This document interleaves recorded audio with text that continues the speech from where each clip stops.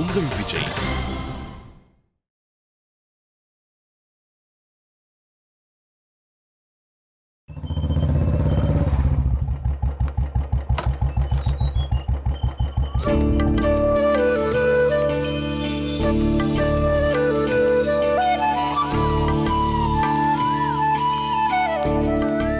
வாங்க தம்பி.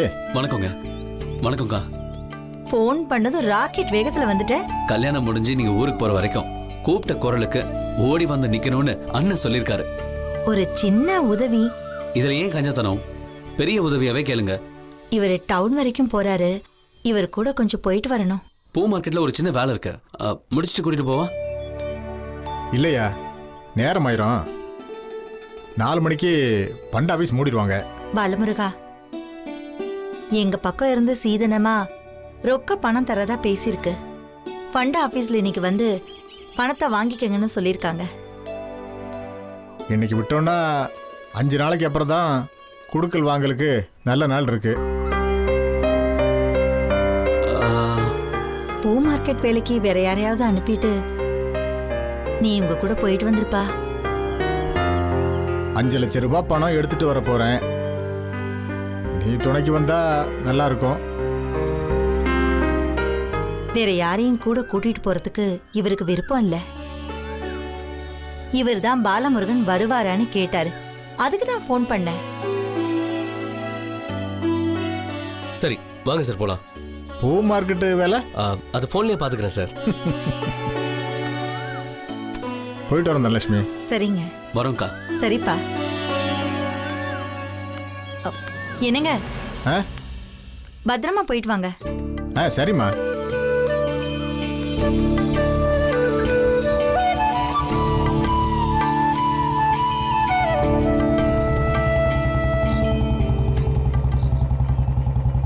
பாலமுருகா, ஒரு நிமிஷம் வண்டி நிப்பாட்டுப்பா. சாமி கும்பிட்டு போலாம்.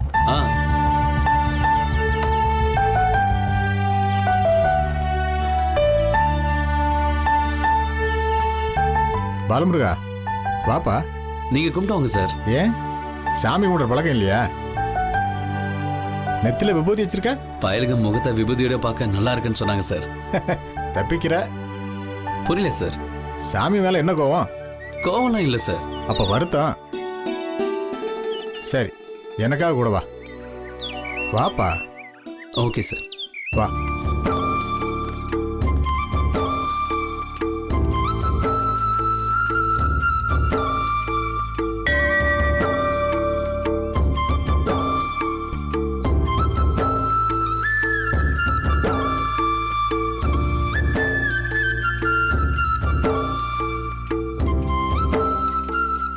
போலாம் சார். என்ன அவசரம்? ஒரு நிமிஷம் உட்கார்ந்துட்டு போலாம். சரி சார். வா.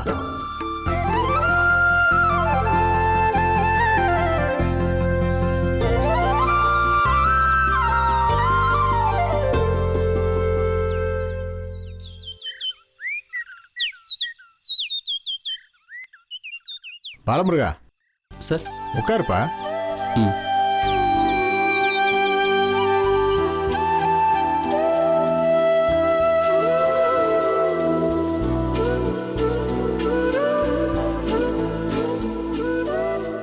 என்ன சார் அப்படி பாக்குறீங்க? உன் வயசுல நானும் இப்படிதான். கால் ஒரு இடத்துல நிக்காது, பரபரன்னு இருப்பேன். அதனால தான் தனலட்சுமிக்கு என்னை ரொம்ப பிடிச்சிருச்சு. ஆமா, சொந்த ஊர் சென்னை தானே? இல்ல சார், தேனி பக்கத்துல. சென்னைக்கு போய் செட்டில் ஆயாச்சா? ஆமா சார். கூட பிறந்தவங்க எத்தனை பேரு? அக்கா, நானு, அப்புறம் ஒரு தங்கச்சி. எல்லாருமே சென்னையில் தானே? ஆமா சார். அப்பா என்ன பண்றாரு? எனக்கு அப்பா அம்மா யாரும் இல்லை சார்.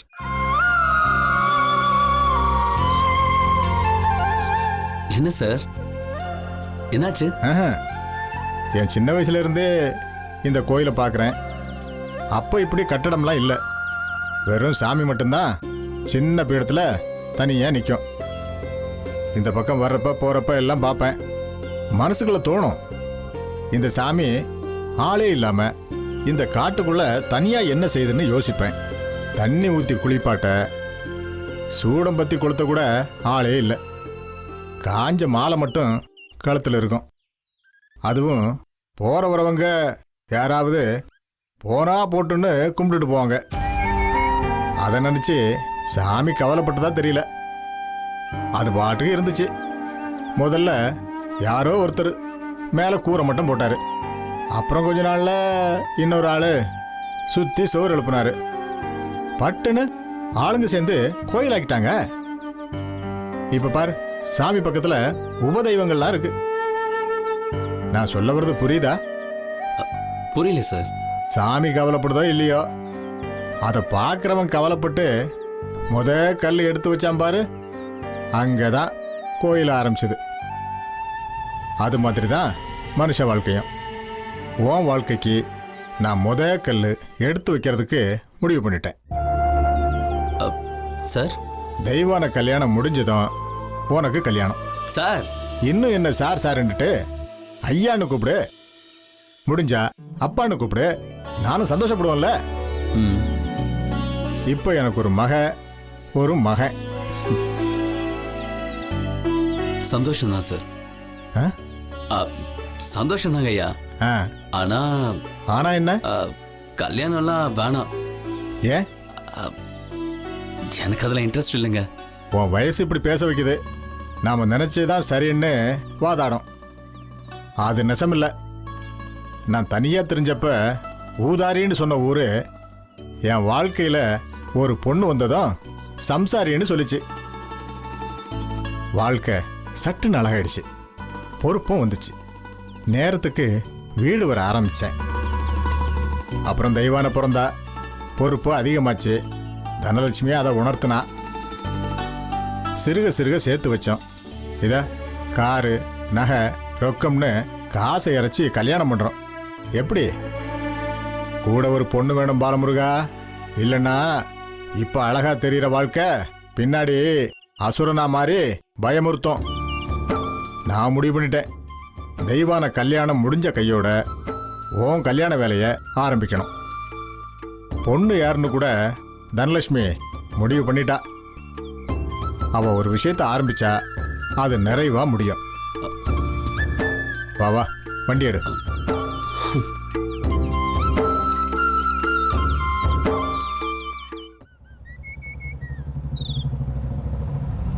எதுக்கும் கவலைப்படாதீங்க சார். உங்க பொண்ணு கல்யாணத்தை ஜாம் ஜாம் நடத்திடலாம். கேட்க ரொம்ப சந்தோஷமா இருக்கு பாலமுருகா.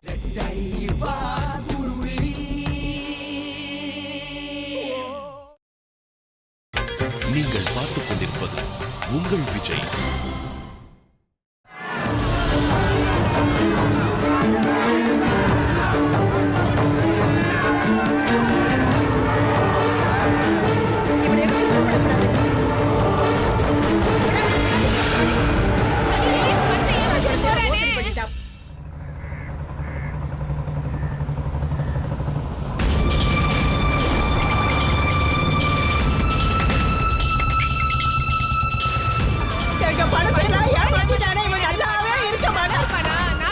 என்னமாச்சு?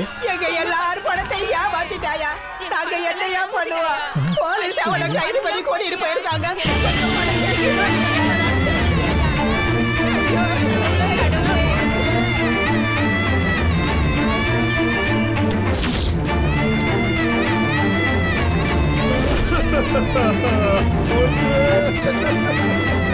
சார் ப்ளீஸ் அழாதீங்க sir. Sir please sir. Sir sir விடுங்க சார். சார் பாத்துக்கலாம் சார், விடுங்க சார். சார் அழாதீங்க சார். பொண்ணுக்கு ரொம்ப கஷ்டப்பட்டு செத்த படம்லாம் இப்படி போச்சு. கல்யாணத்துக்கு நான் என்ன பண்ணுவேன்? சார் பாத்துக்கலாம் சார். மாப்பிள்ளை வீட்டுக்கு பதில் என்ன சொல்லுவேன்? சார் விடுங்க சார். ஏதாவது ஒரு வழி இருக்கும் சார், விடுங்க சார். சார் பாட்டியம்மா அன்னைக்கே சொன்னாங்க வரதட்சணை எல்லாம் முன்னாடியே கொடுத்துருங்கன்னு. நான் இப்ப என்ன பதில் சொல்லுவேன்? பாட்டி முன்னாடி போய் நான் எப்படி நிற்பேன்? சார் அழாதீங்க சார், தைரியத்தை விட்டுறாதீங்க சார். பாத்துக்கலாம் சார், விடுங்க சார். நீங்க வாக்கு தவறக்கூடாது. பொண்ணுக்கு தரதா ஒத்துக்கிட்ட நகை, பணம், காரு எல்லாம் கச்சிதமா கல்யாணத்துக்கு முன்னாடியே என் வீட்டு வாசலுக்கு வந்துடும்.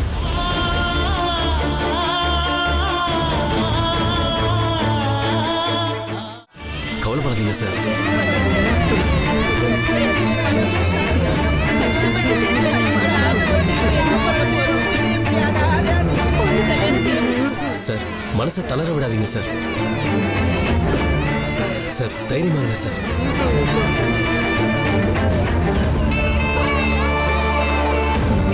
சார்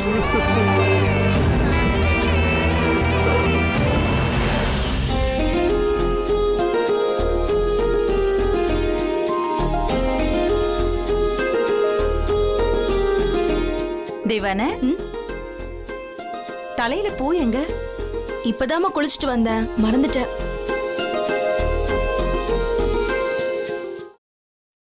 கல்யாண பொண்ணு பூ இல்லாம இருக்கவே கூடாது.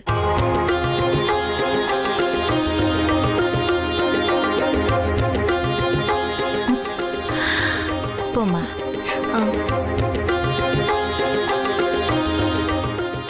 மதனி, இந்த காலத்து பிள்ளைங்களுக்கு தலையில பூ வச்சுக்கிறதுங்கிறது பெரிய சுமை. எல்லாரும் தனலட்சுமி மாதிரி வர முடியுமா?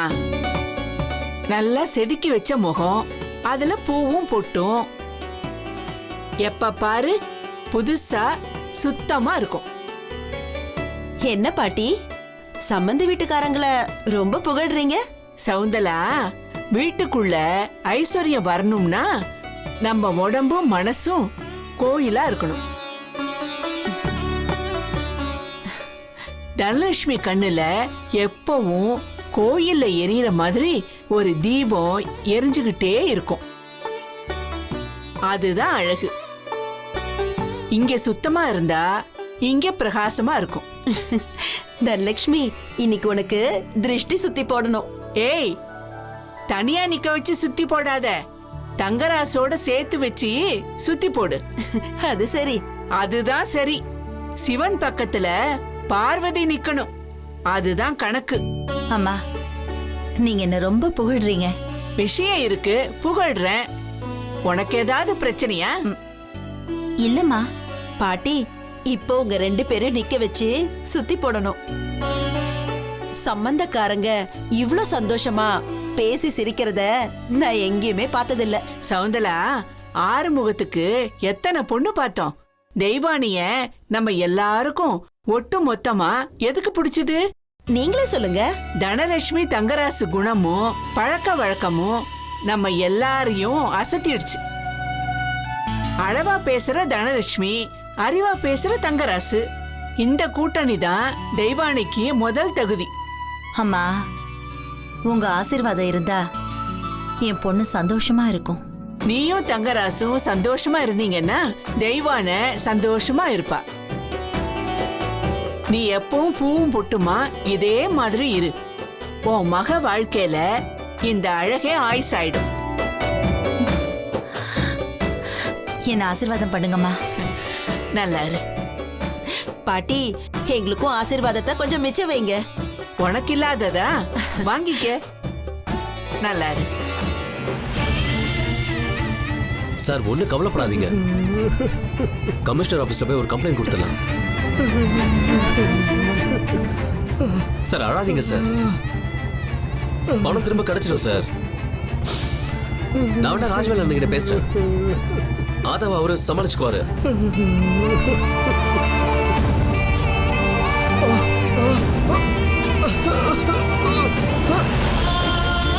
சார் சார் என்ன சார் ஆச்சு?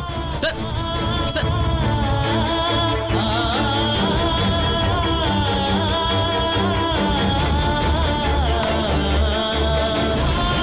சார் சார் சார் சார் என்னாச்சு? சார் சார்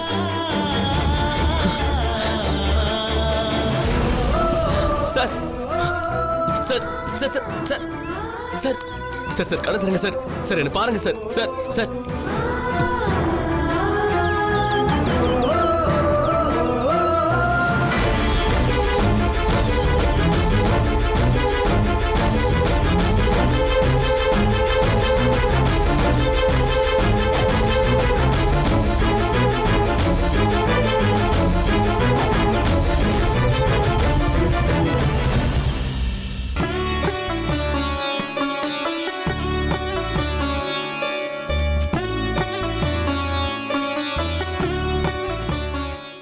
அம்மா, ம் பாட்டி உங்களை கூப்பிட்டாங்க.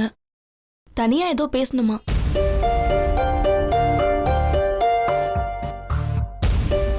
என்னம்மா, ஏதாவது பிரச்சனையா? ஒரு பிரச்சனையும் இல்லைம்மா. அம்மா,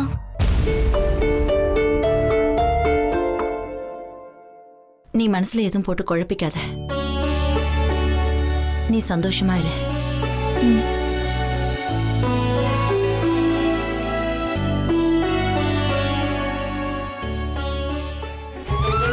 சார்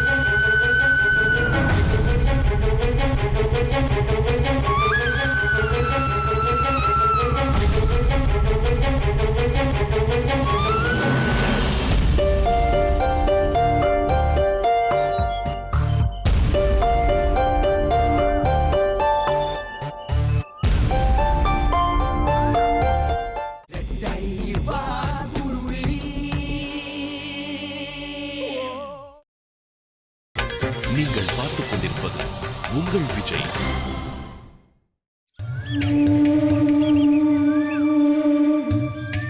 அம்மா, தங்கராசு பேசினாப்லையா? பேசினாரு. சிட்ஃபண்ட் ஆபீஸ்க்கு போயிட்டு இருக்கேன்னு பேசினாரு. அப்ப பணத்தை கையில வாங்கியிருப்பாப்ல. ஆமாம்மா. ரூபாயா கொடுப்பாங்களா, செக்கா கொடுப்பாங்களா? தெரியலம்மா. அதெல்லாம் தெரிஞ்சுக்கணும் தனலட்சுமி. பணமா வந்துச்சுன்னா பட்டு பட்டுன்னு எல்லா வேலையும் முடிச்சிடலாம். செக்கா வந்ததுன்னு வெயி, 2 நாள் கண்ணத்திலேயே கைய வச்சுக்கிட்டு இலவு காத்த கிளி மாதிரி உக்காந்துருக்கணும். நான் இன்னும் கொஞ்ச நேரத்துல அவருக்கு ஃபோன் பண்ணி கேக்குறேம்மா.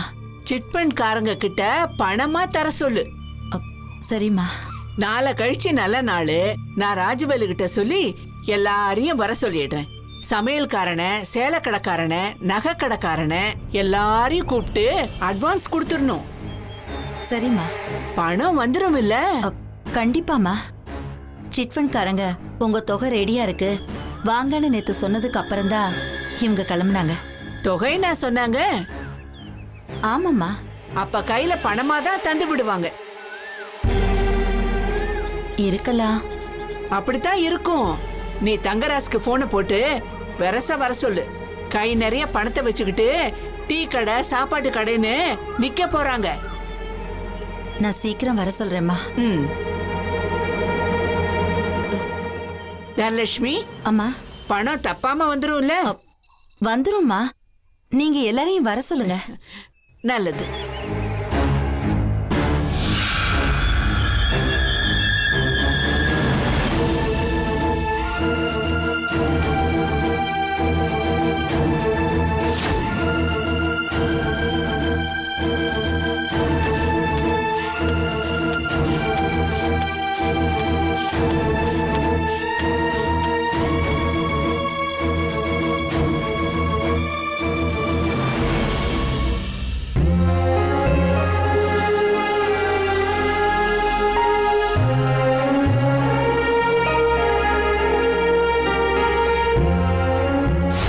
என் சொந்தக்காரன் ஒருத்தன் என்கிட்ட கொடுத்த வாக்க மீறினான்.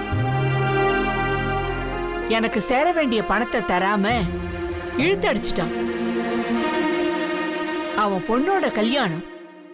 நான் போலீஸோட போய் அவனை குண்டு கட்ட தூக்கிட்டேன்.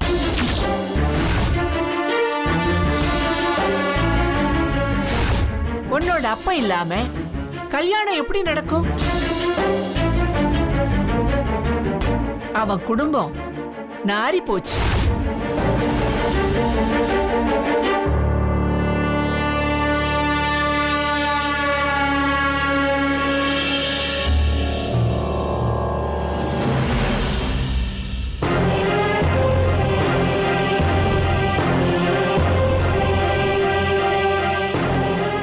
ஆண்டி, நீங்க முதல்ல ரிலாக்ஸா உட்காருங்க.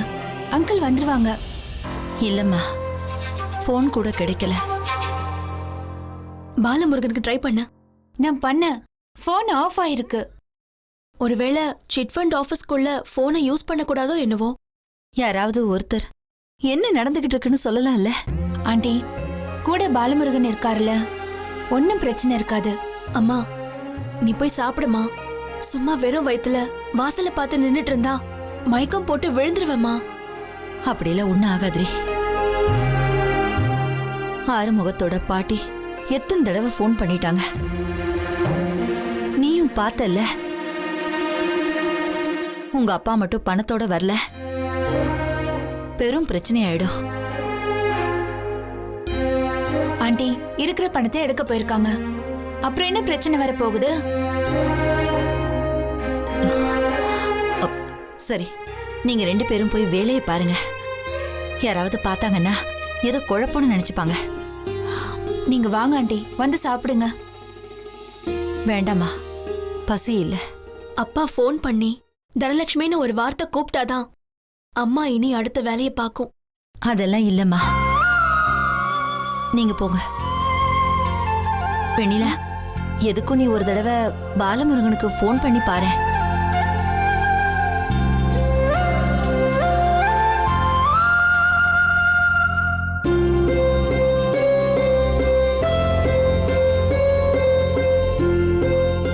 ஆஃப் பண்ணி தான் வச்சிருக்காரு ஆண்டி. கால் மீ அர்ஜென்ட்னு ஒரு மெசேஜ் பண்ண, 4-5 தடவை போட்டுட்டேன், மெசேஜ் டெலிவரி ஆகல.